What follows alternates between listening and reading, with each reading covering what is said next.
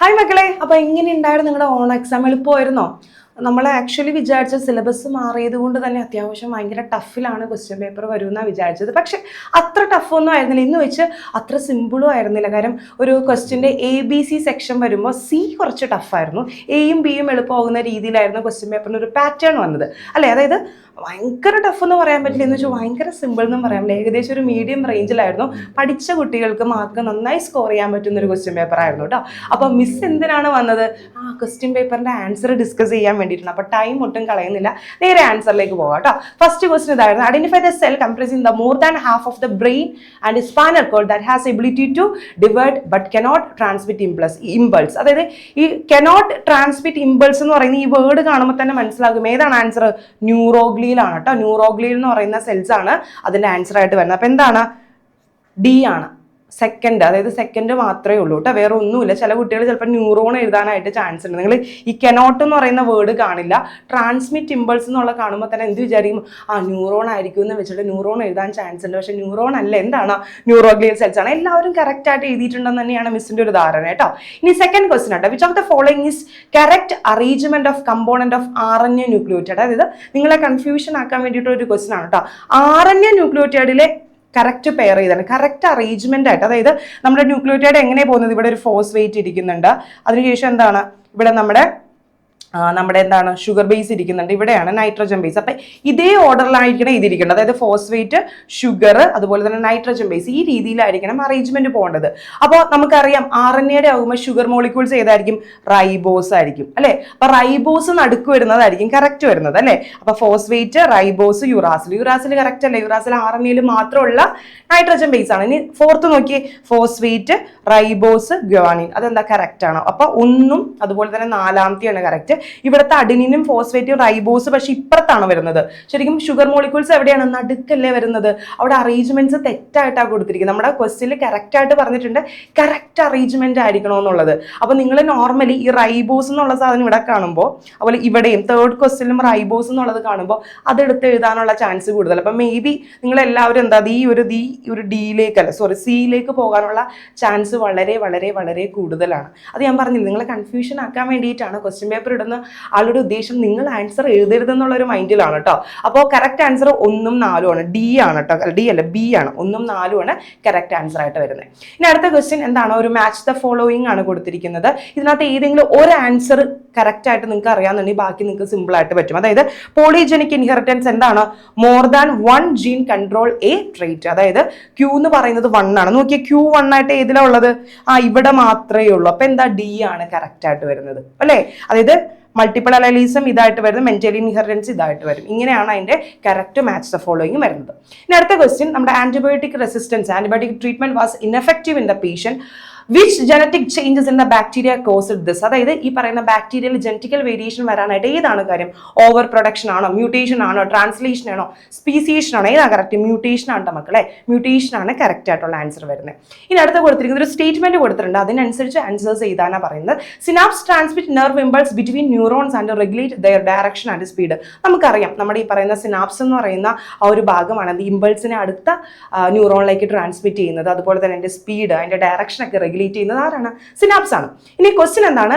ഈ പറയുന്ന ആ ഒരു സിനാപ്സിൻ അപ്പുറത്തെ ന്യൂറോൺസിലേക്ക് ഇമ്പൾസ് ട്രാൻസ്മിറ്റ് ചെയ്യുന്നത് ഏത് കെമിക്കൽ സബ്സ്റ്റൻസ് ആണ് അതിനകത്തുള്ളത്? ഏത് കെമിക്കൽ ആണ് മക്കളെ?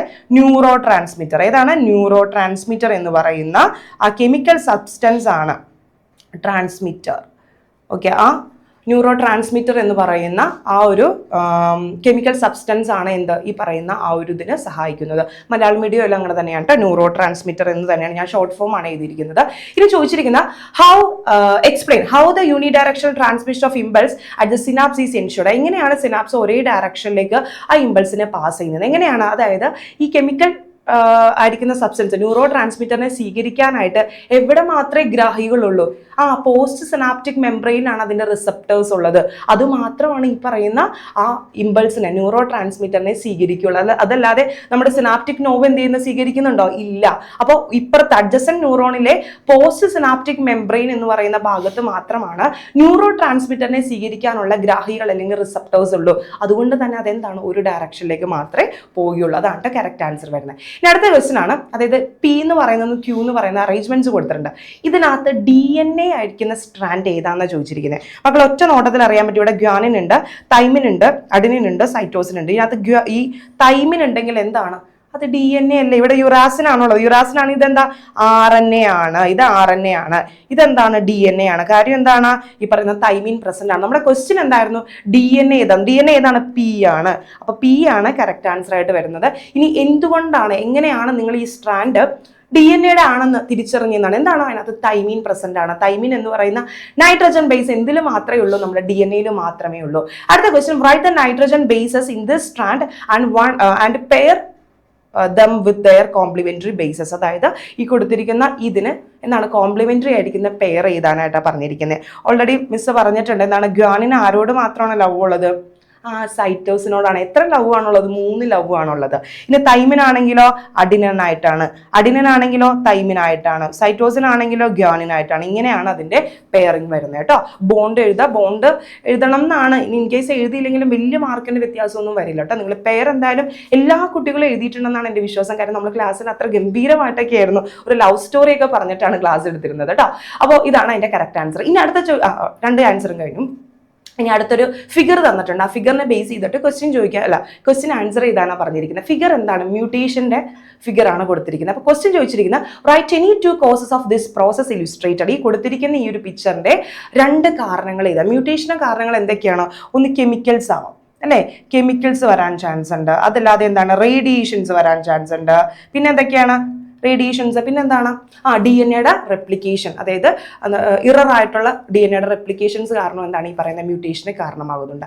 ഇനി അടുത്ത ക്വസ്റ്റ്യൻ ആണ്, this process play a major role in the evolution. How? അതായത് എങ്ങനെയാണ് മ്യൂട്ടേഷൻ എവല്യൂഷന് പരിണമിക്കുന്നതാണ് കാര്യം ചോദിച്ചിരിക്കുന്നത്. അതായത് ഈ മ്യൂട്ടേഷൻ നടന്നാൽ മാത്രമാണ് എന്ത് നടക്കുള്ളൂ? മ്യൂട്ടേഷൻ നടന്നാൽ മാത്രമാണ് വേരിയേഷൻ നടക്കുള്ളൂ. വേരിയേഷൻസ് ഉണ്ടാകുന്നു. ഈ വേരിയേഷൻസ് ആണ് എന്ത്? വേരിയേഷൻസ് ആണ് എവല്യൂഷന് കാരണമാകുന്നത്. അതാണ് കറക്റ്റ് റീസൺ ആയിട്ട് വരുന്നത്. അതായത് മ്യൂട്ടേഷൻ എന്ത് ചെയ്യുന്നുണ്ട്? ഈ പറയുന്ന ആ ഒരു വേരിയേഷന് കാരണമാകുന്നു, വ്യതിയാനങ്ങൾക്ക് കാരണമാകുന്നു. വ്യതിയാനങ്ങൾ എന്താണ്? ആ വ്യതിയാനങ്ങൾ അടുത്ത തലമുറയിലേക്ക് കൈമാറുകയും അതെന്താണ്? പുതിയ സ്പീഷീസുകളിലേക്ക് അല്ലെങ്കിൽ പുതിയ വ്യത്യാസങ്ങളിലേക്ക് കാരണമാകുന്നു. അതൊരു പരിണാമത്തിന് തുടക്കം കുറിക്കുന്നു. അതാണ് കറക്റ്റ് ആൻസർ. ഇനി കൊടുത്തിരിക്കുന്ന ഒരു ഫിഗർ കൊടുത്തിട്ടുണ്ട്. എന്തിൻ്റെയാണ് മക്കളെ? സ്പൈനൽ കോഡിൻ്റെയാണ്. അപ്പോൾ ചോദിച്ചിരിക്കുന്ന, identify the part illustrated and write how it is protected. ഏതാണ്? സ്പൈനൽ കോഡാണ്. ഇനി ചോദിച്ചിരിക്കുന്നത് എങ്ങനെയാണ്? ഇതിനെ ആരാണ് പ്രൊട്ടക്ട് ചെയ്യുന്നത്? ആരാണ്? മെനിഞ്ചസ്. ഏതാണ്? മെനിഞ്ചസ് എന്ന് പറയുന്ന ലെയർ ആണ്. അതായത് 3 ലെയർ ആയിരിക്കുന്ന ഒരു ലെയർ ഉണ്ട്. ആ ലെയർ ആണ് എന്ത്? നമ്മുടെ ഈ സ്പൈനൽ കോഡിനെ പ്രൊട്ടക്ട് ചെയ്യുന്നത്. ഇനി അടുത്ത ചോദിച്ചിരിക്കുന്നത്, based on its function explain how damage to it affect the body. ഇനി അതായത് നമ്മുടെ ഈ സ്പൈനൽ കോഡ് നശിക്കുകയാണെങ്കിൽ നമ്മുടെ ബോഡീനെ എങ്ങനെയാണ് അത് ബാധിക്കുന്നത്? അതായത് നമ്മുടെ കയ്യിലെയും കാലിലെയൊക്കെ ചലനത്തിന് വേണ്ടി സഹായിക്കുന്നത് ആരാണ്? നമ്മുടെ സ്പൈനൽ കോഡാണ്. നമ്മൾ നീണ്ടു നിവർന്ന് നിൽക്കുന്നതിന് സഹായിക്കുന്നത് ആരാണ്? സ്പൈനൽ കോഡാണ്. ഇനി അതും പോട്ടെ, ബയോളജിക്കലി കുറച്ചും കൂടി ഉള്ളിലേക്ക് കയറിയിട്ട് ആൻസർ പറയുകയാണെങ്കിൽ നമ്മുടെ ശരീരത്തിൽ നടക്കുന്ന പല കാര്യങ്ങളും ഇമ്പൾസുകളൊക്കെ നമ്മുടെ ബ്രെയിനിലേക്ക് എത്തിക്കുന്നത് എവിടെയാണ്? ത്രൂ സ്പൈനൽ കോഡ് വഴിയിട്ടാണ് അല്ലേ? ഈ ബാക്കിലുള്ള ഇതല്ലേ സ്പൈനൽ കോഡ് എന്ന് പറഞ്ഞാൽ? ഈ സ്പൈനൽ കോഡ് വഴിയിട്ടാണ് നമ്മുടെ കയ്യിലെയും കാലിലെയും പല കാര്യങ്ങളും നമ്മുടെ ബ്രെയിൻ അറിയിക്കുന്നത്. ഇനി ബ്രെയിൻ തരുന്ന മെസ്സേജുകൾ തിരിച്ച് നമ്മുടെ കയ്യിലും കാലിലേക്കോ അല്ലെങ്കിൽ നമ്മുടെ ഈ പറയുന്ന ബോഡി പാർട്സിലേക്ക് എത്തിക്കുന്നത് എന്തിലൂടെയാണ്? Through spinal കോഡിലൂടെയാണ്. അപ്പോൾ ഈ സ്പൈനൽ കോഡ് കേടായിട്ടുണ്ടെങ്കിൽ എന്താണ്? ഈ പറയുന്ന ബ്രെയിനിലേക്ക് മെസ്സേജ് നമുക്ക് കൊടുക്കാൻ പറ്റില്ല, അല്ലെ ബ്രെയിനിൽ തിരിച്ചു നൽകുന്ന മെസ്സേജ് നമുക്ക് ബോഡി പാർട്സിലേക്കും എത്തിക്കാൻ പറ്റില്ല കേട്ടോ. ഏതെങ്കിലും എഴുതിയാൽ മതി. അടുത്തത്, explain DNA packing in the cell with necessary addition to given information. അതായത് കുറച്ച് ഹിൻസ് കൊടുത്തിട്ടുണ്ട്. നിങ്ങൾക്ക് കാർഡ് പിടിച്ചൊന്നും നിങ്ങൾ ഇതിന്റെ പേരൊന്നും തപ്പിപ്പോണ്ട, ഹിൻസ് കൊടുത്തിട്ടുണ്ട്. അപ്പോൾ ഈ DNA പാക്കിങ്ങിന്റെ കാര്യം എഴുതാനാണ് പറയുന്നത്. അതിനകത്ത് ഫസ്റ്റ് പറഞ്ഞ ഹിസ്റ്റോൺ അക്ടാമർ, ക്രോമസോംസ്, ഹിസ്റ്റോൺ എന്നാണ് കൊടുത്തിരിക്കുന്നത്. അപ്പോൾ ഈ ക്രോമസോംസിൽ എന്താ മക്കളെ ഉള്ളത്? ക്രോമസോംസിലുള്ളതാണ് ഹിസ്റ്റോൺ പ്രോട്ടീൻസ്. എന്താണ്? ഹിസ്റ്റോൺ പ്രോട്ടീനും ഉണ്ട്. ഓക്കെ മിസ്, കളർ മാറ്റാം കേട്ടോ, കളർ മാറ്റാം. ഈ ക്രോമസോംസിലുള്ളത് എന്താണ്? ഹിസ്റ്റോൺ പ്രോട്ടീൻസ് ആണ്. അതുപോലെ തന്നെ എന്താണ്? DNA ഉണ്ട്. ഓക്കെ, DNA ഉണ്ട്. അപ്പോൾ ഈ ഹിസ്റ്റോൺ പ്രോട്ടീൻസ് എന്താണ്? ഒരിക്കലും ഒറ്റയ്ക്ക് നിൽക്കില്ല. അവരെന്താണ്? കൂട്ടം കൂടിയിട്ടാണ് നിൽക്കുന്നത്. അപ്പോൾ അതിനെയാണ്, അത് 8 എണ്ണമായിട്ടാണ്, 1 2 എന്നല്ല, 1 2 3 4 5 6 7 8 കൂട്ടമായിട്ടാണ് ഹിസ്റ്റോൺ പ്രോട്ടീൻ കാണപ്പെടുന്നത്. അപ്പോൾ അതിനെയാണ് എന്ത് വിളിക്കുന്നത്? ഹിസ്റ്റോൺ അക്ടാമർ എന്ന് വിളിക്കുന്നത്. ഹിസ്റ്റോൺ എന്ന് വെച്ചാൽ എന്താണ്? നമ്മുടെ ക്രോമസോംസിലുള്ള പ്രോട്ടീനാണ് ഹിസ്റ്റോൺ എന്ന് പറയുന്നത്. ആ ഹിസ്റ്റോൺ എന്താണ്? ഒറ്റയ്ക്ക് നിൽക്കുന്നില്ല, 8 പേര് ഒരുമിച്ച് നിൽക്കുന്നുള്ളൂ. അതിനെയാണ് ഹിസ്റ്റോൺ അക്ടാമർ എന്ന് പറയുന്നത്. ഈ ഹിസ്റ്റോൺ അക്ടാമറിൽ വന്നിട്ട് DNA ഇങ്ങനെ കവർ ചെയ്ത് എന്താണ് ഈ ചുരുട്ടി കോയിലിംഗ് ചെയ്ത് സൂപ്പർ കോയിലിംഗ് ചെയ്തിട്ടാണ് നമ്മുടെ ഈ ക്രോമസോംസിന്റെ ആ ഒരു സ്ട്രക്ചർ ഉണ്ടാവുന്നത്. അതാണ് കറക്റ്റ് ആൻസർ കേട്ടോ. അത് എഴുതി വെച്ചാൽ മതി. ഓക്കെ, ഇനി അടുത്ത question, neo Darwinism addressed limitation in Darwin theories incorporated in the scientific discoveries. What is the limitations? എന്താണ് ലിമിറ്റേഷൻസ് എന്നാണ് ചോദിച്ചിരിക്കുന്നത്. എന്താണ് നമ്മുടെ ഈ പറയുന്ന ഡാർവിന്റെ ലിമിറ്റേഷൻസ് എന്തായിരുന്നു ഇവിടെ? അതായത് ഡാർവിന് ജനറ്റിക്കൽ കോൺസ്റ്റിറ്റ്യൂഷനെ കുറിച്ച് അല്ലെങ്കിൽ ജനിതക ഘടനയെ കുറിച്ച് അല്ലെങ്കിൽ ജീനുകളെ കുറിച്ചിട്ട് എന്താണ് ഈ പറയുന്ന പോലെ എക്സ്പ്ലെയിൻ ചെയ്യാനായിട്ട് പറ്റിയില്ല. അപ്പൊ അതിന്റെ ഭാഗമായിട്ടാണ് എന്ത് നിയോ ഡാർവിൻ എന്ന് പറയുന്ന കൺസെപ്റ്റ് വന്നത്. കാര്യം ഈ പറയുന്ന പോലെ ജെനറ്റിക്സിനെ കുറിച്ചും പാലിയന്റോളജിനെ കുറിച്ചും അതുപോലെ തന്നെ ഈ പറയുന്ന മൊളിക്കുലർ സ്റ്റഡീസ് അങ്ങനെയുള്ള പല കാര്യങ്ങളും നമ്മൾ എന്താണ് നിയോ ഡാർവിനിസത്തിന് ആഡ് ചെയ്തിട്ട് ആ ലിമിറ്റേഷൻസിനെ നമ്മൾ മറികടന്നു. അടുത്ത ചോദിച്ചിരിക്കുന്ന ഒരു സ്റ്റേറ്റ്മെന്റ് കൊടുത്തിട്ടുണ്ട്, അതിനെ ബേസ് ചെയ്തിട്ട് ആൻസർ ചെയ്യാനാണ്. A fossil of archaeopteryx is a milestone in the evolutionary studies. നമുക്കറിയാം ആർക്കിയോടെറിക്സ് എന്താണ്? അതായത് ഈ ബേർഡ്സിനെയും അതുപോലെ തന്നെ റെപ്റ്റൈൽസിനെയും തമ്മിൽ കണക്ട് ചെയ്യുന്ന ഒരു ഫോസിൽ ലിങ്ക് ആണ് എന്ത് ആർക്കിയോടെറിക്സ് എന്ന് പറയുന്നത്. അപ്പോൾ ചോദിച്ചത് ക്വസ്റ്റൻ ആണ്, what is the evidence does it provide four supporting evolution? അതായത് എവല്യൂഷൻ എന്തിനാണ് സപ്പോർട്ട് ചെയ്യുന്നത്? എന്താണ് കാര്യം പറയുന്നത്? പണ്ട് ഒരുപാട് ജീവജാലങ്ങൾ ജീവിച്ചിരുന്നു, അതായത് ഈ പറയുന്ന ദിനോസർ മാമത്തുകളൊക്കെ ജീവിച്ചിരുന്നു എന്നുള്ളതിന് തെളിവാണ് ഫോസിൽസ് എന്ന് പറയുന്നത്. ഈ ആർക്കിയോടെറിക്സ് എന്താണ്? ആദ്യത്തെ ക്വസ്റ്റൻ ആൻസർ, ആർക്കിയോടെറിക്സ് എന്ത് ചെയ്യുന്നുണ്ട്? ലിങ്ക് കൊടുക്കുന്നുണ്ട്. പരസ്പരം പല ജീവികൾ തമ്മിൽ ബന്ധമുണ്ടായിരുന്നു, അതായത് റെപ്റ്റൈൽസും ബേർഡ്സും തമ്മിൽ ബന്ധമുണ്ടായിരുന്നു. റെപ്റ്റൈൽസിൽ നിന്നാണ് ബേർഡ്സ് അല്ലെങ്കിൽ ഉരകങ്ങളിൽ നിന്നിട്ടാണ് പക്ഷികൾ ഉണ്ടായെന്നാണ് ഈ പറയുന്ന ആർക്കിയോടെറിക്സിന്റെ ഫോസിൽസിൽ നിന്ന് നമുക്ക് മനസ്സിലായത്. ഇനി അടുത്ത question, mention another evidence from fossil studies. ഇനി വേറെ ഏതെങ്കിലും കൊടുക്കാനാ, ഏതെങ്കിലും എക്സാമ്പിൾ പറയാൻ. അതായത് ഈ പറഞ്ഞ പോലെ ദിനോസറുകൾ മാമത്തുകളൊക്കെ ജീവിച്ചിരിക്കുന്നു എന്നുള്ളത് നമുക്ക് ഇതാണ് ഈ ഫോസിൽ കണ്ടപ്പോഴാണ് മനസ്സിലായത്. അത് മാത്രമല്ല, പണ്ടത്തെ കുതിരകളുടെ ഫോസിൽ കിട്ടിയപ്പോൾ ഒരു കാര്യം മനസ്സിലായി, അതായത് പണ്ടത്തെ കുതിരകളുടെ കാലുകൾക്ക് നീളമുണ്ടായിരുന്നില്ല. അത് പയ്യെ ഗ്രാജുവലി പ്രോസസ്സ് വന്നാണ് എന്ത് ഇന്ന് കാണുന്ന കുതിരകളുടെ കാല് പോലെ നീണ്ട കാലുകളിലേക്ക് എത്തിയത്. അതായത് ഈ പറഞ്ഞ എവല്യൂഷൻ എന്ന് പറയുന്ന ഒരു ഗ്രാജുവൽ ആയിരിക്കുന്ന പ്രോസസ് ആണെന്ന് ആ എവല്യൂഷനിൽ നിന്ന് മനസ്സിലായി. അപ്പൊ ഏതെങ്കിലും രണ്ടെണ്ണം എഴുതാൻ ഒരെണ്ണം എഴുതാൻ പറഞ്ഞിട്ടുള്ളൂ, നിങ്ങൾക്ക് ഏതെങ്കിലും ഒരെണ്ണം എഴുതിയാൽ മതി കേട്ടോ. ഇനി അടുത്ത question, one of the factors that influenced Charles Darwin the formulate theory of evolution was diversity in the beaks of finches on the Galapagos Island. How does variation help in the development of new species of finches? അത് എങ്ങനെയാണ് അതായത് ഈ പറയുന്ന ആ ഒരു finches അല്ലെങ്കിൽ ഈ പറയുന്ന കുരുവികളുടെ ചുണ്ടുകളിൽ ആ വ്യത്യാസങ്ങൾ എങ്ങനെയാണ് ഒരു പുതിയ സ്പീഷ്യസിലേക്ക് ന്യൂ സ്പീഷ്യസ് ആയിട്ട് അല്ലെങ്കിൽ ആ വേരിയേഷൻ എങ്ങനെയാണ് ന്യൂ സ്പീഷ്യസിലേക്ക് എത്തിയെന്നാണ് ചോദിച്ചിരിക്കുന്നത്. അതിന്റെ റീസൺ എന്ന് പറയുന്നത് ഈ പറയുന്ന ഞാൻ പറഞ്ഞില്ലേ, അതായത് ഈ ഐലൻഡിൽ അവർ പല കാരണങ്ങൾ കൊണ്ട് ഒരു ഐലൻഡിൽ നിന്ന് മറ്റൊരു ഐലൻഡ്, അതായത് ഗാലപ്പഗോസ് ഐലൻഡ് എന്ന് പറയുന്ന ഒരുപാട് ഐലൻഡുകൾ കൂടി ചേർന്നാണ്. അവരെന്ത് പെട്ടെന്ന് ഇവരൊക്കെ കൂടി സെപ്പറേറ്റ് ആയിട്ട് പല ഐലൻഡിലേക്ക് പോയി. അപ്പോൾ ചില ഐലൻഡിലെ ഭക്ഷണം എന്ന് പറയുന്നത് അവർക്ക് ഒന്നുമില്ല, ഒരു മരം മാത്രമേ ഉള്ളൂ. അപ്പം മരത്തിൽ ഇങ്ങനെ കൊത്തി അതിനുള്ളിലുള്ള ഇൻസെക്റ്റിനെ കഴിക്കാൻ മാത്രമേ അവിടുത്തെ കുരുവികൾക്ക് പറ്റുള്ളൂ. അപ്പോൾ നല്ല ഷാർപ്പായിരിക്കുന്ന ബീക്കുള്ള കുരുവികൾക്ക് മാത്രമേ അവിടെ ജീവിക്കാൻ പറ്റുള്ളൂ. വളഞ്ഞ ടൈപ്പ് കൊക്കുകളല്ല, വളഞ്ഞ ടൈപ്പ് ചുണ്ടുകളുള്ള കുരുവികൾക്ക് എന്താണ് അവർക്ക് ഭക്ഷണം കിട്ടില്ല. കാര്യം ഈ പറഞ്ഞ കുത്തി എടുക്കാനുള്ള കപ്പാസിറ്റി അവരുടെ ബീക്കിന് ഇല്ല. അപ്പൊ അവരെന്ത് ചെയ്യും? നോർമലി നശിച്ചു പോകുന്നു. ഈ നല്ല ഷാർപ്പായിരിക്കുന്ന ബീക്കുള്ളവരെന്ത് ചെയ്യുന്നു? അവിടെ സർവൈവ് ചെയ്ത് അത് പിന്നീട് റീപ്രൊഡക്ഷൻ നടത്തി പുതിയ സ്പീഷ്യസ് ആയിട്ട് മാറുന്നു. ഓക്കെ, അത് ഓരോരുത്തരുടെ ഭക്ഷണ രീതി അനുസരിച്ച് ഭക്ഷണം തന്നെ ഫുഡിന്റെ സ്കാർസിറ്റി അനുസരിച്ച് അവരെന്ത് ചെയ്യുന്നുണ്ട്? അവരുടെ ബീക്ക് അവർക്ക് അത് അനുയോജ്യമായിരിക്കുന്ന ഭക്ഷണ രീതി ആണെന്നുള്ളവർ എന്ത് ചെയ്യുന്നുണ്ട്? സർവൈവ് ആകുന്നുണ്ട്. അല്ലാത്തവർ എന്ത് ചെയ്യുന്നുണ്ട്? നശിച്ചു പോകുന്നുണ്ട്. അതാണ് ഉദ്ദേശിച്ചത്. ഈ സർവൈവ് ആകുന്ന ആളുകൾ അല്ലെ ആ കുരുവികൾ എന്ത് ചെയ്യുന്നുണ്ട്? ന്യൂ സ്പീഷ്യസ് ആയിട്ട് മാറുന്നുണ്ട്. ഇനി അടുത്ത ക്വസ്റ്റ്യൻ ആണ്, the cerebral cortex of human brain is modified into the complex neocortex. നിയോകോർട്ടക്സിനെ കുറിച്ച് നമ്മൾ പറഞ്ഞതാണ്. അപ്പോൾ ചോദിച്ചിരിക്കുന്ന write any two advanced mental process enabled by this brain development. എന്തൊക്കെയാണ്? നമ്മൾ planning, problem solving, critical thinking, അതൊക്കെയാണ് വരുന്നത്.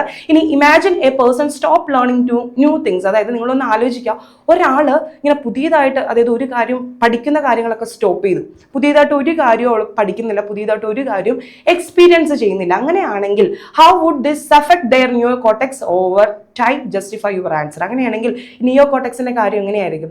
നമ്മൾ ടെക്സ്റ്റിൽ പ്രത്യേകം പറഞ്ഞിട്ടുണ്ട്, പുതിയ കാര്യങ്ങൾ പഠിക്കുകയും പുതിയ കാര്യങ്ങൾ എക്സ്പീരിയൻസ് ചെയ്യുകയാണെങ്കിൽ മാത്രമാണ് എന്ത് നമ്മുടെ ബ്രെയിൻ ഡെവലപ്പ് ആവുള്ളൂ. അല്ലെങ്കിൽ എന്താണ് അവിടെ വെച്ചങ്ങ് നിൽക്കും. നിങ്ങളിത് യൂസ് ചെയ്താൽ മാത്രമാണ് എന്ത് ഇത് കറക്റ്റായിട്ട് എഫിഷ്യൻ്റ് ആവുള്ളൂ ബ്രെയിൻ. ഓക്കെ, അപ്പോൾ സ്റ്റോപ്പ് ചെയ്ത് കഴിഞ്ഞാൽ എന്താണ് ഈ പറയുന്ന സിനാപ്സുകളുടെ എണ്ണം കൂടില്ല, നിയോ കോർട്ടക്സ് വെൽ ഡെവലപ്ഡ് ആവില്ല, ബ്രെയിൻ എന്താണ് എഫിഷ്യൻ്റ് ആകില്ല. ബ്രെയിൻ എപ്പോഴും എഫിഷ്യൻ്റ് ആയിരിക്കാൻ എന്ത് വേണം? നമ്മളെപ്പോഴും പുതിയ കാര്യങ്ങൾ പഠിക്കണം, അല്ലെങ്കിൽ പുതിയ കാര്യങ്ങൾ എക്സ്പീരിയൻസ് ചെയ്യണം. അതാണ് അവിടെ ആൻസർ ആയിട്ട് വരേണ്ടത് കേട്ടോ. ഇനി ഒരു പിക്ചർ കൊടുത്തിട്ടുണ്ട്, അതിനകത്ത് പി എന്താണെന്നാണ് ചോദിച്ചിരിക്കുന്നത്. അത് എങ്ങനെയാണ് ഫോം ചെയ്യുന്നതെന്നാണ്. പി എന്ന് പറയുന്നത് എന്താണ്? കയാസ്മയാണ് കേട്ടോ. അതെങ്ങനെയാണ് ഫോം ചെയ്യുന്നത്? രണ്ട് ഹോമോലോഗസ് ആയിരിക്കുന്ന ക്രോമസോംസുകൾ വന്ന് കൂടിച്ചേരുമ്പോൾ പെയർ ചെയ്യുന്ന സമയത്ത് ഇത് ടച്ച് ചെയ്യുന്ന ഭാഗത്തിനെയാണ് എന്ത്? കയാസ്മ എന്ന് വിളിക്കുന്നത്. എന്താണ്? കയാസ്മ എന്നാണ് വിളിക്കുന്നത്. ഇനി ചോദിച്ചിരിക്കുന്നത് how does a subsequent process lead to the variation. ഇത് എങ്ങനെയാണ് വേരിയേഷനിലേക്ക് ലീഡ് ചെയ്യുന്നതെന്നാണ്. എങ്ങനെയാണ്? അതായത് ഈ പറയുന്ന രണ്ട് ഹോമോലോഗസ് ആയിരിക്കുന്ന ക്രോമസോംസുകൾ ഒരുമിച്ച് കൂടുമ്പോൾ അവർ പെയർ ചെയ്യുന്ന ടച്ച് ചെയ്യുന്ന ഭാഗത്തിന് എന്ത് വിളിക്കുന്നു? കയാസ്മ എന്ന് വിളിക്കുന്നു. അതിനുശേഷം എന്താണ്? ഈ ടച്ച് ചെയ്ത ഭാഗങ്ങൾ മുറിഞ്ഞ് പരസ്പരം കൈമാറുന്നു. അതിൽ വഴി എന്താണ്? പുതിയ ജനറ്റിക്കൽ റീകോമ്പിനേഷൻസ് വരുന്നു. അത് വേരിയേഷൻസിന് കാരണമാകുന്നു. അതാണ് എഴുതേണ്ടത്. ആ സ്റ്റെപ്പ് നിങ്ങൾ ആ 3 സ്റ്റെപ്പില്ലേ ക്രോസിംഗ് ഓവറിന്റെ ആ 3 സ്റ്റെപ്പ് അങ്ങ് എഴുതിയാൽ മതി കേട്ടോ. ഇനി അടുത്തത് ദേ റീഡ് ഓ the diagram label the parts correctly. അതായത് ഈ പറയുന്ന ബ്രെയിനിന്റെ ഭാഗങ്ങൾ ഫസ്റ്റ് വരയ്ക്കാൻ കൊടുത്തിട്ടുണ്ട്, വരയ്ക്കാൻ പറഞ്ഞു. അതിനുശേഷം എന്താണ് ഇത് എന്താ പറഞ്ഞത്? കറക്റ്റ് ചെയ്യാനാണ് പറഞ്ഞത്. അപ്പൊ ഇതെന്താണ്? കറക്റ്റ് സെറിബ്രം തന്നെയാണ്. ഇതെന്താ? തലാമസ് അല്ല കേട്ടോ. അവിടെ എന്താണ് വരുന്നത്? സെറിബെല്ലമാണ് വരുന്നത്. സെറിബെല്ലമാണ് കേട്ടോ, തലാമസ് അല്ല. ഇനി എന്താണ്? മിഡ് ബ്രെയിൻ അല്ല, ഇത് പോൺസ് ആണ് കേട്ടോ. പോൺസ് ആണ് വരുന്നത്. ഓക്കെ, അപ്പോൾ അത് കറക്റ്റ് ചെയ്തിട്ടായിരിക്കണം വരയ്ക്കണം. വരച്ചു കഴിഞ്ഞിട്ടുണ്ടെങ്കിൽ മാർക്ക് കിട്ടും. കറക്റ്റായിട്ടും കൂടി മാർക്ക് ചെയ്താൽ മാത്രമേ ഫുൾ മാർക്ക് കിട്ടുള്ളൂ. ഇനി അടുത്തത് ഈ ക്വസ്റ്റിന് നമ്മൾ ഓൾറെഡി നമ്മൾ ലൈവിൽ പറഞ്ഞതായിരുന്നു. എന്താണ്? ഇങ്ങനൊരു ഇമ്പൾസ് പാസ് ചെയ്യുന്ന രീതിയാണ് പറഞ്ഞിരുന്നത്. ഇത് ഇമ്പൾസ് പാസ് ചെയ്യുന്നതിന് മുമ്പ് ബിഫോർ ദ സ്റ്റിമുലേഷന് മുമ്പായിട്ടുള്ള കാര്യം, ഉദ്ദീപനങ്ങൾക്ക് മുമ്പായിട്ടുള്ള ഒരു ഫിഗറാണ് കൊടുത്തിരിക്കുന്നത്. അടുത്തത് ഉദ്ദീപനം സംഭവിച്ചാൽ സ്റ്റിമുലസ് വന്നതിന് ശേഷമുള്ള, അപ്പം എന്താണ് അവിടെ സംഭവിച്ചിട്ടിരിക്കുന്നത്? അപ്പം അതിൻ്റെ പടം വരയ്ക്കാനാണ് പറഞ്ഞത്. അതായത് ഉദ്ദീപനം സംഭവിക്കുന്നത് വരെ എന്താ? പുറത്ത് പോസിറ്റീവ് ആയിരിക്കും, അകത്ത് നെഗറ്റീവ് ആയിരിക്കും. ഈ സ്റ്റിമുലസ് വരുന്ന സമയത്ത് എന്താണ്? അകത്ത് എന്താവുന്നുണ്ട്? ഈ പോസിറ്റീവ് വരുന്നു, പുറത്ത് നെഗറ്റീവ് ആവുന്നു. ഇതാണ് അതിൻ്റെ മാറ്റി വരയ്ക്കേണ്ട കാര്യം എന്ന് പറയുന്നത് കേട്ടോ. അപ്പം അങ്ങനെ വരച്ചാൽ തന്നെ മാർക്ക് സ്കോർ ചെയ്യും. ഇനി അടുത്ത ചോദിച്ചിരിക്കുന്ന how does this changes help in the transmission of impulse. അതായത് ഇങ്ങനെ സ്റ്റിമുലസ് വരുന്ന സമയത്ത് അകത്തുള്ള പോസിറ്റീവ് ചാർജ് പുറത്തുള്ള പോസിറ്റീവ് ചാർജ് അകത്തേക്ക് വരികയും അകത്തുള്ള നെഗറ്റീവ് ചാർജ് പുറത്തേക്ക് പോവുകയും ചെയ്യുമ്പോൾ അതെന്താണ്? തൊട്ടടുത്തുള്ള അഡ്ജസന്റ് ന്യൂറോൺസിലേക്ക് കൈമാറുകയും അങ്ങനെ അത് എക്സ്ചേഞ്ച് ചെയ്ത് ഇമ്പൾസ് ആയിട്ട് പോകുന്നു. അതാണ്, അല്ലെങ്കിൽ അതങ്ങനെയാണ് ട്രാൻസ്മിഷൻ നടക്കുന്നത്. ആ ഒരു ആൻസർ ആണ് കേട്ടോ എഴുതേണ്ടത്. ഇനി അടുത്ത ക്വസ്റ്റൻ ആണ്. ഇത് എളുപ്പമുള്ള ക്വസ്റ്റൻ ആണ്. ഡയറക്റ്റ് ചോദിച്ചിരിക്കുന്ന ഒരേ ഒരു ക്വസ്റ്റ്യൻ ഇതാണ്. റെഡ് ഫ്ലവറും വൈറ്റ് ഫ്ലവറും കൂടി ചേർന്നപ്പോൾ പിങ്ക് ഫ്ലവർ ഉണ്ടായി. അതുപോലെ ബ്ലാക്കും വൈറ്റ് കാറ്റിലും കൂടി ഇതായി കഴിഞ്ഞപ്പോൾ റോയാൻ കോട്ട് എന്ന് പറയുന്ന ആ ഒരു ഓഫ് സ്പ്രിംഗ് ഉണ്ടായി. അപ്പോൾ ചോദിച്ചിരിക്കുന്നത് identify the specific pattern of inheritance demonstrated in the plant and cattle respectively. ഇത് എങ്ങനെയാണ് റെഡും വൈറ്റ് ഫ്ലവറും പിങ്ക് ഫ്ലവർ ഉണ്ടായത്? ഏതാണ്? ഇൻകംപ്ലീറ്റ് ഡോമിനൻസ് ആണ് കേട്ടോ. Incomplete dominance. Okay incomplete dominance ആണ്. ഓക്കെ, ഇനി അടുത്തത് ഇതെന്താണ്? റോയാൻ കോട്ടിന്റെ എന്തായിരുന്നു? കോ ഡോമിനൻസ് ആണ് കേട്ടോ. കോ ഡോമിനൻസ് ആണ്. ഓക്കെ, ഇനി ചോദിച്ചിരിക്കുന്നത് difference between these 2 patterns of inheritance. അതായത് ഇൻകംപ്ലീറ്റ് ഡോമിനൻസ് എന്ന് പറഞ്ഞിട്ടുണ്ടെങ്കിൽ ഡൊമിനന്റ് ആയിരിക്കുന്ന ട്രൈറ്റ്സിന്, റെസസീവ് ആയ ട്രൈറ്റ്സിന്, അതായത് പ്രകടമായിരിക്കുന്ന ഗുണത്തിന് ഗുപ്ത ഗുണത്തിനെ മറയ്ക്കാൻ പറ്റുന്നില്ല. അതാണ് അതിന്റെ കറക്റ്റ് ഡെഫിനേഷൻ വരുന്നത്. അപ്പം അങ്ങനെയുള്ളപ്പോഴാണ് ഇൻകംപ്ലീറ്റ് ഡൊമിനൻസ് ഉണ്ടാവുന്നത്. ഇനി കോ ഡൊമിനൻസ് എന്ന് വെച്ചിട്ടുണ്ടെങ്കിൽ ഒരേ ഇതിൽ എന്താണ്? ഡോമിനൻറ്റ് ട്രൈറ്റ്സും അതുപോലെ തന്നെ റെസസീവ് ട്രൈറ്റ്സും എക്സ്പ്രസ് ചെയ്യുന്ന, അതായത് പ്രകട ഗുണവും ഗുപ്ത ഗുണവും ഒരേ ടൈമിൽ പ്രകടമാവുന്നതാണ് എന്താ? കോ ഡോമിനൻസ് എന്ന് പറയുന്നത് കേട്ടോ. അത് എഴുതി വെച്ചാൽ രണ്ടിൻ്റെ ഡെഫിനേഷൻ എഴുതിയാൽ മതി. ഡിഫറൻസ് എന്ന് പറയുമ്പോൾ നിങ്ങൾ ഡെഫിനേഷൻ എഴുതി വെച്ചാലും മാർക്ക് വീഴും. ഇനി അടുത്തത്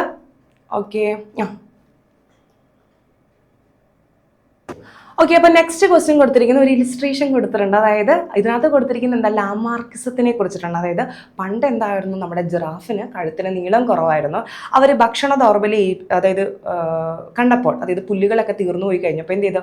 മരത്തിലെ ഇലകൾ എത്തിപ്പിടിച്ച് ആ മരത്തിലെ ഇലകളും തീർന്നു പോയി അടുത്ത മരത്തിൽ എത്തിപ്പിടിച്ച് കഴുത്തിന് നീളം വെച്ചെന്നാണ് ലാമാർക്കിസം പറഞ്ഞത്. പക്ഷേ ക്വസ്റ്റ്യൻ അതല്ല കേട്ടോ.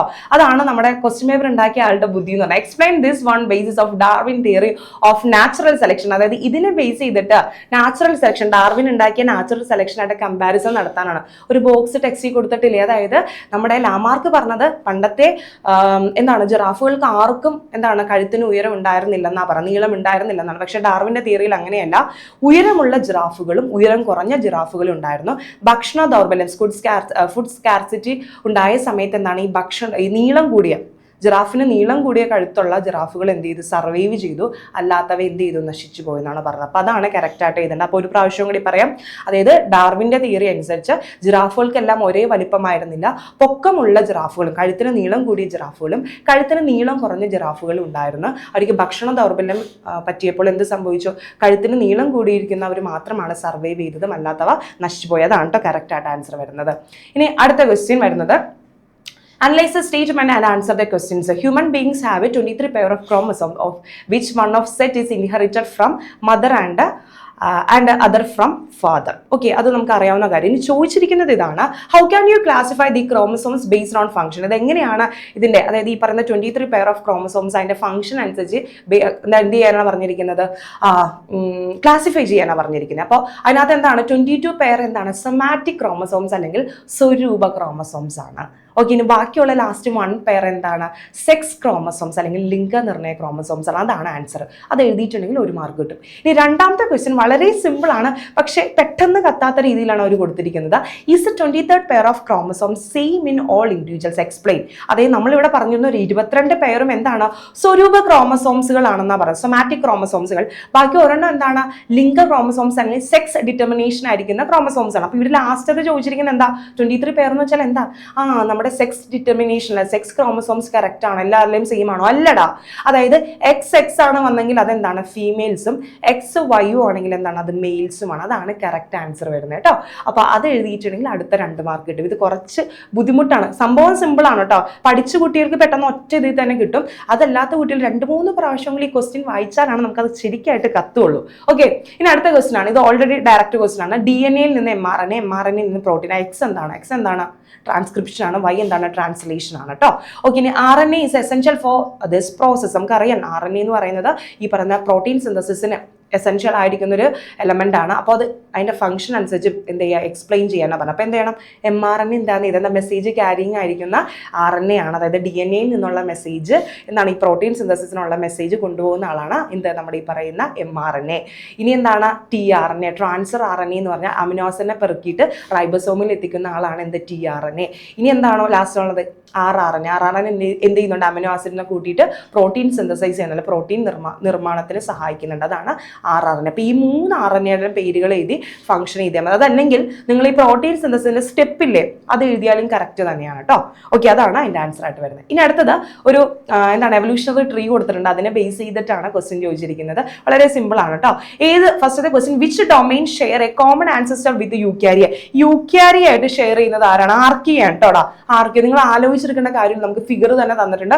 യൂക്യാരിയ ആയിട്ട് ഷെയർ ചെയ്യുന്നത് ഏതാണ്, കോമൺ ആൻസസ്റ്റർ ആർക്കിയാണ് കേട്ടോ. ഇനി അടുത്ത question, which are the recent evolved kingdom in eukarya. യൂക്യാരിയയിൽ ഈ ഇടക്ക് വന്നിരിക്കുന്ന കിങ്ഡംസ് അത് ഏതാണ്, റീസെന്റ് വന്നിട്ടുള്ളത് യൂക്യാരിയയിലുള്ളത് ഏതൊക്കെയാണ്, അനിമാലിയ, ഫംഗെ, പ്ലാന്റ്, പ്രോട്ടിസ്റ്റ്. ഇത് 4 എഴുതിയാലും കറക്റ്റ് തന്നെയാണ്. അടുത്ത ക്വസ്റ്റ്യൻ വന്നിരിക്കുന്ന, how are the kingdom mentioned in illustration in related to LUCA. LUCA എന്ന് വെച്ചാൽ എന്താണ്, എല്ലാവരുമായിട്ട് റിലേറ്റഡ് ആണ്. കാര്യം ലാസ്റ്റത്തുള്ള കോമൺ ആൻസിസ്റ്റർ ആണ്, അതായത് പൊതുപൂർവികനാണ് LUCA എന്ന് പറയുന്നത്. അപ്പൊ അവയിൽ നിന്നിട്ടാണ് എല്ലാം ഉണ്ടായത്. അത് എഴുതിയിട്ടുണ്ടെങ്കിൽ അതിന്റെ മാർക്ക് നിങ്ങൾക്ക് കിട്ടും. ഇനി അടുത്ത ക്വസ്റ്റ്യൻ ആണ്, ഒരു പ്രോബ്ലം ആണ് കൊടുത്തിട്ടുണ്ട്. ഒബ്സർവ് ദ ഇലിസ്ട്രേഷൻ മോണോഹൈബ്രിഡ് ക്രോസിന്റെ കാര്യമാണ്. അപ്പോൾ അതിനകത്ത് അവർ ചോദിച്ചിരിക്കുന്നത് RR കൊടുത്തിട്ടുണ്ട്, ക്യാപിറ്റൽ, അതായത് വലിയ ആറും കൊടുത്തിട്ടുണ്ട്, കുഞ്ഞാറുകളും കൊടുത്തിട്ടുണ്ട്. അതിന്റെ ഗ്യാമേറ്റുകൾ എന്താണ്, 6 എടുത്തേതി, ഈ 6 എടുത്തേതി. ഇനി ഇതിന്റെ F1 ജനറേഷൻ എന്താണെന്ന് ചോദിച്ചു. നെക്ഷൻ എന്താണ്, ക്യാപിറ്റൽ R, സ്മോൾ R. ഇതാണ് F1 ജനറേഷൻ ആയിട്ട് വരുന്നത്. ക്വസ്റ്റ്യൻ ഇതാണ്, what are the alleles that control seed shape. Seed ഷേപ്പിനെ കൺട്രോൾ ചെയ്യുന്ന അലൈൽസുകൾ ഏതൊക്കെയാണ്, ക്യാപിറ്റൽ ആറും സ്മോൾ ആറും കേട്ടോ. റൗണ്ട് സീഡും റിങ്കിൾ സീഡും അതാണ് എഴുതേണ്ടത്. ക്യാപിറ്റൽ ആറും അതുപോലെ തന്നെ സ്മോൾ ആറും. ഒരു ഗ്യാപ്പ് ഇടണം കേട്ടോ, അതായത് കോമ ഇടണം. പിന്നെ ചോദിച്ചിട്ടുണ്ട്, write the phenotype and genotype of F1 generation. ഈ F1 ജനറേഷന്റെ ജീനോടൈപ്പ് ഏതാണ്, അതുപോലെ ഫിനോടൈപ്പ് ഏതാണ്. ജീനോടൈപ്പ് ഏതാണ്, ക്യാപിറ്റൽ R, സ്മോൾ ആർ ആണ് ജീനോടൈപ്പ് എന്ന്. ഫിനോടൈപ്പ് എന്താണ്, റൗണ്ട് സീഡ് ആണ് വരുന്നത്. ഓക്കെ, ഇനി അടുത്ത ചോദ്യം, see the illustration by the hybridization of F1 generation with wrinkled seed. ഇനി ചോദിച്ചിരിക്കുന്നത് കുറച്ച് കൺഫ്യൂസിംഗ് ആണ്. ഈ F1 ജനറേഷൻ ആയ ക്യാപിറ്റൽ R, സ്മോൾ ആറിനോട് എന്താണ് റിങ്കിൾഡ് സീഡ്. റിങ്കിൾഡ് സീഡിന് ഇവിടെ എന്താ എടുത്തിരിക്കുന്നത്, സ്മോൾ ആർ. ഇത് കോമ്പിനേഷൻ വരുമ്പോൾ എന്താണ് സംഭവിക്കുന്നത്. അപ്പൊ ഈ ആറും സോറി കേട്ടോ, എന്നിട്ട് കാണിക്കുക, capital R into small R. ഇതിൽ നിന്ന് ക്യാപിറ്റൽ R വരും, ഇവിടെ നിന്ന് സ്മോൾ ആറും വരും, ഇവിടെ നിന്ന് 6 മാത്രമേ വരുള്ളൂ. അപ്പോൾ ഇതും കൂടി കൂടിയിട്ട് ക്യാപിറ്റൽ R, സ്മോൾ ആർ, ഇതും കൂടിയിട്ട് R. ഇതാണ് ഗ്യാമേറ്റ് കിട്ടുന്നത്. ഇതാണ് കറക്റ്റ് ആൻസർ വരുന്നത് കേട്ടോ. ഇതാണ് കറക്റ്റ് ആൻസർ. എൻ്റെ 6 നിങ്ങൾക്ക് വി പോലെ തോന്നുന്നുണ്ടാവും. വി അല്ല കേട്ടോ, 6 തന്നെയാണ്. ഓക്കെ, ഞാൻ ഇവിടെ എഴുതിയേക്കാം 6 തന്നെയാണ്. കുഞ്ഞാറൊക്കെ എൻ്റെ വി പോലെ ഇരിക്കുന്നത്. ഓക്കെ, അപ്പോൾ ഇതാണ് കേട്ടോ വരുന്നത്. ഓക്കെ, അപ്പോൾ നിങ്ങൾക്ക് കൺഫ്യൂഷൻ വരും. നിങ്ങൾ എന്ത് ചെയ്യും, ഇതിന്റെ F2 ജനറേഷൻ എഴുതും. പക്ഷേ F2 ജനറേഷൻ അല്ല, പ്രത്യേകിച്ച് പറഞ്ഞിട്ടുണ്ട് F1 ജനറേഷൻ ആയ ക്യാപിറ്റൽ ആർ സ്മോൾ ആറിനോട് എന്താണ് ചെയ്യേണ്ടത്? ഈ പറയുന്ന റിങ്കിൾഡ് സീഡ് സ്മോൾ ആർ ആണ് ഇതാക്കേണ്ടത്. അപ്പോൾ ഇവിടെ നിന്ന് ക്യാപിറ്റൽ ആറും സ്മോൾ ആറും എഴുതുന്നു. ഇവിടെ നിന്ന് 6, ഇതും കൂടി ക്യാപിറ്റൽ ആർ സ്മോൾ ആർ, ഇതും കൂടി RR. ഇതാണ് കറക്റ്റ് ആൻസർ വരുന്നത്. ഇനി അടുത്ത ക്വസ്റ്റ്യൻ കേട്ടോ. ഓക്കെ, നമ്മുടെ ലാസ്റ്റ് ക്വസ്റ്റ്യൻ ആണെന്ന് തോന്നുന്നു. Observe the illustration on dihybrid cross. Dihybrid cross, monohybrid മാത്രമല്ല ഡൈഹൈബ്രിഡ് ക്രോസും കൊടുത്തിട്ടുണ്ട്. അതിനകത്ത് പാരന്റ് പ്ലാന്റ് ആയിട്ട് എടുത്തിരുന്ന ടോൾ റൗണ്ട് സീഡും അതുപോലെ തന്നെ ഡോർഫ് റിങ്കിൾ സീഡ് കൊടുത്തിട്ടുണ്ട്. ഇനി ചോദിച്ചിരിക്കുന്ന ഗ്യാമീറ്റുകൾ 1, 2 ഇതാനാണ്. അപ്പൊ ഇവിടെ എന്തായിരിക്കും? ഇവിടെ എന്തായിരിക്കും? ക്യാപിറ്റൽ T ക്യാപിറ്റൽ R വരും. ഓക്കെ, ഇവിടെ സ്മോൾ ടി സ്മോൾ ആർ വന്നു. അപ്പോൾ ഇവിടെ എന്തായിരിക്കും? F1 generation capital T small t capital r small r. ഇതാണ് F1 ജനറേഷൻ എന്ന് പറയുന്നത്. ഓക്കെ, ഇനി ക്വസ്റ്റ്യൻ ചോദിച്ചത് are there any new traits appearing in the second generation that were not seen in the parent plant? Why? എന്തുകൊണ്ടാണ് F2 ജനറേഷനിൽ അതായത് parent പ്ലാന്റിൽ കാണാത്ത ക്യാരക്ടറിസ്റ്റിക്സ് F2 ജനറേഷനിൽ കാണുന്നത് എന്തുകൊണ്ടാണ്? അതായത് നിങ്ങൾക്ക് അറിയാം, നമ്മുടെ സെക്കൻഡ് ജനറേഷന്റെ റേഷ്യോ എന്താണ്? 9:3:3:1 ആണ് അല്ലേ? അതിനകത്ത് ഈ പറയുന്ന ഈ 3:3:2 എന്ന് പറയുന്ന പാരന്റ് പ്ലാന്റിന് ഇല്ലാത്തൊരു ക്യാരക്ടറാണ് അല്ലെ? പാരന്റ് പ്ലാന്റിനുള്ളത് എന്താ? ഒന്നില്ലെങ്കിൽ ഈ പറഞ്ഞ പോലെ ടോൾ ആയിരിക്കുന്ന റൗണ്ട് സീഡ് ആയിട്ടുള്ളത് 9 എണ്ണം കിട്ടിയിട്ടുണ്ട്. പിന്നെ ഒരെണ്ണം എന്താണ്? ഈ പറയുന്ന ഡോർഫായിട്ടും റിങ്കിളായിട്ടുള്ള ഒരു കിട്ടി. ബാക്കി 3:3 എന്ന് പറയുന്നത് പാരന്റ് പ്ലാന്റിന് ഇല്ലാത്തതാണ്. അതെങ്ങനെയാണ്? ഇല്ലാത്ത കാര്യങ്ങളാണ് വന്നിരിക്കുന്നത് കേട്ടോ. കാരണം എന്തെന്ന് വെച്ചിട്ടുണ്ടെങ്കിൽ നമ്മുടെ പാരന്റ് പ്ലാന്റിൽ ഈ പറയുന്ന അടുത്ത ജനറേഷനിലേക്ക് കൈമാറുന്ന സമയത്ത് ഈ പറയുന്ന 2 ക്യാരക്ടേഴ്സിനെ കൺട്രോൾ ചെയ്യുന്ന ജീൻസ് എന്ത് ചെയ്യുന്നുണ്ട്? അടുത്ത തലമുറയിലേക്ക് പോകുമ്പോൾ ഇൻഡിപെൻഡന്റ്ലി അല്ലെങ്കിൽ സ്വതന്ത്രമായിട്ടാണ് പോകുന്നത്. മെന്റലിന്റെ പോസ്റ്റ്ലേറ്റിൽ ടെക്സ്റ്റിൽ ലാസ്റ്റ് പോയിന്റ് ആയിട്ട് കൊടുത്തിട്ടുണ്ട്. ഓക്കെ, അതാണ് ആൻസർ ആയിട്ട് വരുന്നത്. ഇനി why are the plants with traits like dwarfism and wrinkled seeds are less frequent in the F2 generation? എന്തുകൊണ്ടാണ് ഈ പറയുന്ന വ്രിങ്കിൾഡ് ആയിട്ടും അതുപോലെ ഡാർഫ് പൊക്കം കുറഞ്ഞിട്ടുള്ള സീഡ്സും കുറച്ച് കാണുന്നത്? കാര്യം എന്താണ്? അതിന്റെ ഈ പറയുന്ന അത് ഗുപ്ത ഗുണമാണ്, റെസസീവ് ട്രേറ്റ് ആണ്. ഓക്കെ, റെസസീവ് ട്രേറ്റ് എക്സ്പ്രസ് ചെയ്യണമെങ്കിൽ എന്താണ്? ഒന്നില്ലെങ്കിൽ ക്യാപിറ്റൽ ആർ എന്നുള്ളത് വരണം. ഓക്കെ, അല്ലെങ്കിൽ എന്താണ്? സ്മോൾ ടി എന്നുള്ളത് വരണം. ഇത് വന്നാൽ മാത്രമാണ് എക്സ്പ്രസ് ചെയ്യുള്ളത്. ഗുപ്ത ഗുണമാണ് അല്ലെങ്കിൽ റെസസീവ് ട്രേറ്റ് ആയതുകൊണ്ടാണ് അത് ഈ ജനറേഷനിൽ കൂടുതലായിട്ട് എക്സ്പ്രസ് ചെയ്യാതെ. ഇതിന് എക്സ്പ്രസ് ചെയ്യണമെങ്കിൽ എന്താണ്? 2 അലൈൽസും ഒന്ന് തന്നെയായിട്ട് എക്സ്പ്രസ് ചെയ്യണം. ഓക്കെ, അതാണ് അതിന്റെ ആൻസർ ആയിട്ട് വരുന്നത്. ഇത് കുറച്ച് കൺഫ്യൂസിംഗ് ആയിട്ടുള്ള കാര്യങ്ങളാണ്.